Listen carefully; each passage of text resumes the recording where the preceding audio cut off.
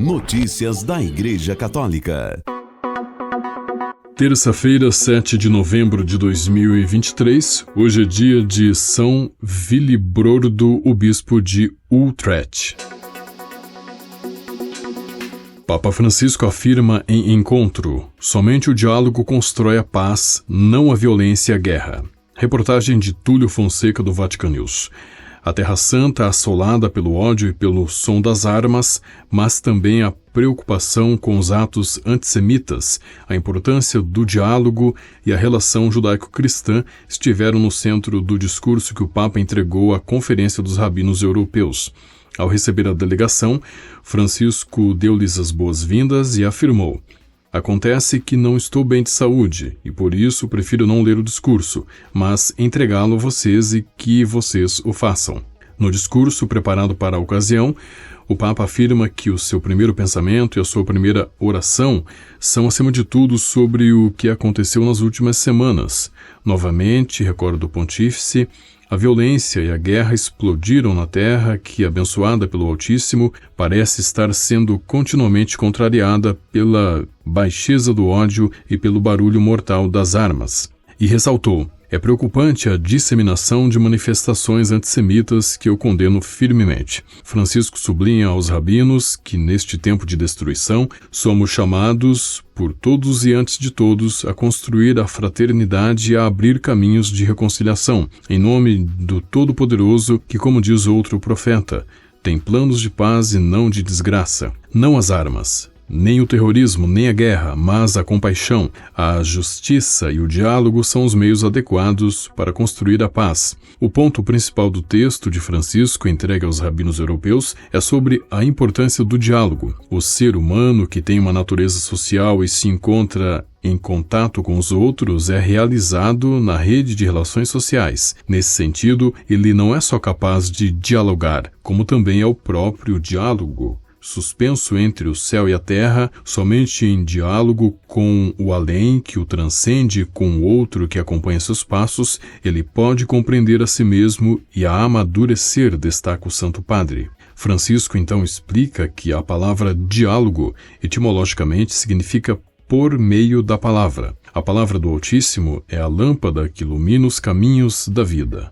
Ela orienta nossos passos precisamente para a busca do próximo, para a acolhida, para a paciência, certamente não para a súbita corrida da vingança e a loucura do ódio bélico. Para nos tornarmos construtores da paz, somos chamados a ser construtores do diálogo, não apenas com nossas próprias forças e habilidades, mas com a ajuda do Todo-Poderoso, pois se o Senhor não edificar a casa, em vão trabalham os construtores. Segundo o Papa, o diálogo com o judaísmo é de particular importância para os cristãos porque temos raízes judaicas. Jesus nasceu e viveu como judeu. Ele mesmo é o primeiro garantidor da herança judaica dentro do cristianismo. E nós, que somos de Cristo, precisamos de vocês, queridos irmãos, precisamos do judaísmo para nos entendermos melhor. Nossas tradições religiosas estão intimamente conectadas. Elas não são dois credos não relacionados que se desenvolveram independentemente em espaços separados e sem influenciar um ao outro.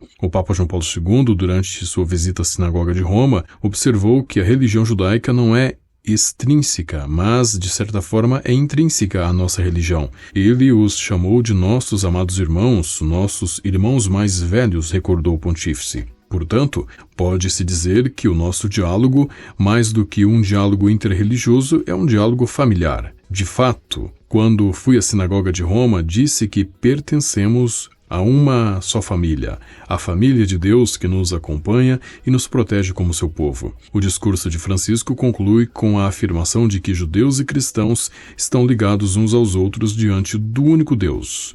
Juntos, somos chamados a dar testemunho, com o nosso diálogo de sua palavra e com nossa conduta de sua paz. Notícias da Igreja Católica. Papa recebe o novo embaixador do Brasil junto à Santa Sé. Reportagem de Bianca Fracalvieri, do Vatican News. O Papa Francisco recebeu ontem em audiência o novo embaixador do Brasil junto à Santa Sé, Everton Vieira Vargas, natural de Santo Ângelo, no Rio Grande do Sul. O diplomata tem um longo currículo, seja como embaixador, seja como professor do Instituto Rio Branco. No exterior, seus últimos cargos incluem a Embaixada Brasileira na Alemanha, na Argentina e em Bruxelas, na Bélgica, junto à União Europeia. Everton sucede ao embaixador Henrique da Silveira Sardinha Pinto, que concluiu sua missão junto à Santa Sé em abril de 2023. Em entrevista ao Vatican News, o embaixador do Brasil junto à Santa Sé, Sr. Everton Vieira Vargas, compartilhou os detalhes de sua audiência com o Papa Francisco. Tive hoje o privilégio e a honra de entregar minhas credenciais como embaixador do Brasil junto à Santa Sé ao Papa Francisco. Foi uma alegria muito grande estar com ele. Foi a segunda vez que o vi pessoalmente. A outra foi anos atrás, quando eu vim aqui e participei de uma audiência geral onde tive a oportunidade de cumprimentá-lo. Hoje tive o privilégio de fazer isso junto com toda a minha família. Foi realmente maravilhoso para todos nós. Minha esposa, meus filhos, minha netinha, foi realmente uma oportunidade única. Ter encontrado o Papa foi um momento decisivo para iniciar efetivamente minha missão no Vaticano e recebi dele carinho, simpatia e incentivo para tratar de temas convergentes entre a Santa Sé e o governo brasileiro. Tenho certeza de que poderei contribuir para intensificar e aprofundar o diálogo e as relações entre o Vaticano e o governo brasileiro. Isso ficou muito claro por ocasião da visita que o presidente Lula fez ao Vaticano em junho passado, que vocês cobriram. Agradeço muito a gentileza e o convite para fazer essas considerações e me coloco inteiramente à disposição de vocês. Notícias da Igreja Católica. A Diocese do Brooklyn, em Nova York, anunciou no sábado 4 de outubro que um pároco local que permitiu que uma cantora pop gravasse um videoclipe obsceno na igreja não tem mais supervisão administrativa sobre a paróquia. A Diocese disse à agência ACI que o bispo Dom Robert Brennan celebrou uma missa de reparação na igreja na manhã de sábado em resposta à profanação. Através da oferta desta missa, o bispo Brennan restaurou a santidade desta igreja e reparou os danos, disse a diocese em um comunicado. O videoclipe, que teve mais de 3,5 milhões de visualizações até o momento, mostra a cantora Sabrina Carpenter dançando provocativamente no altar da histórica Igreja da Anunciação da Bem-aventurada Virgem Maria do século XIX no Brooklyn. Notícias da Igreja Católica. 2 novas lavanderias do Papa foram inauguradas na cidade de Turim, no norte da Itália, na quinta-feira, 2 de novembro, para moradores de rua. As novas instalações fazem parte de uma iniciativa lançada em colaboração com a gigante internacional de bens de consumo Procter & Gamble e a empresa de eletrônicos de consumo Haier Europe, com a ajuda da comunidade de Saint Egídio e da Esmolaria Apostólica, o escritório papal para o serviço da caridade.